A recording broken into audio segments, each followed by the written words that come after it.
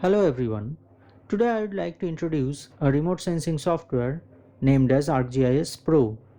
This is a bit different from ArcGIS Desktop and comparatively newer. There are many features which you will find in ArcGIS Pro but not in ArcGIS Desktop. So let's start. After opening the software, you will see the start page. Here at the middle you will find a section named as New. You can avail these features to create your own project, or even you can open a blank template. On the left you will find a list of recently saved files, and on the right you will find some information regarding resources. Okay, let's open a new project. Click on Map.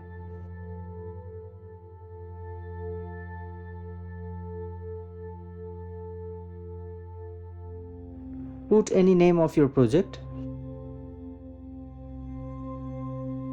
The project will be saved on this default directory, or you can also select any location by clicking on this icon.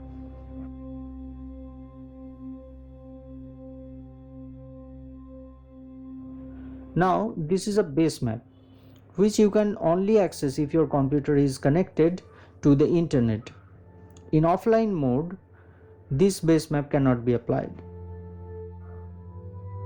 If you want to change this base map, then go to Map tab, click on the base map icon,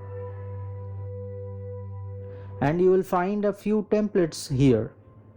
From these, I would like to choose this one, the light gray canvas. I personally like this one due to its decent look.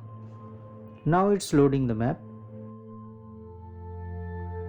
And there you go. This map contains two layers.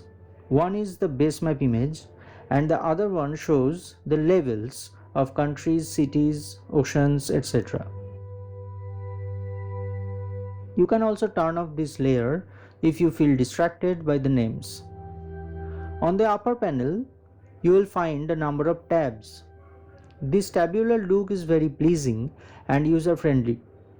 Under each tab, you will find all required functions that are available in ArcGIS Desktop. Some of the common and mostly used features or tools are already displayed under each tab.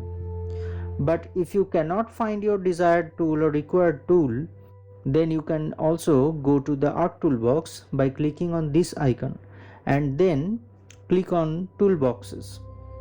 Here you can find every tool associated with this software.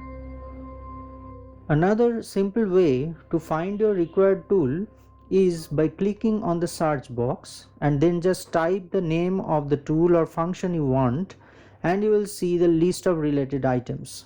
From this list, you can select the correct one. That's all for this video. Thanks for watching.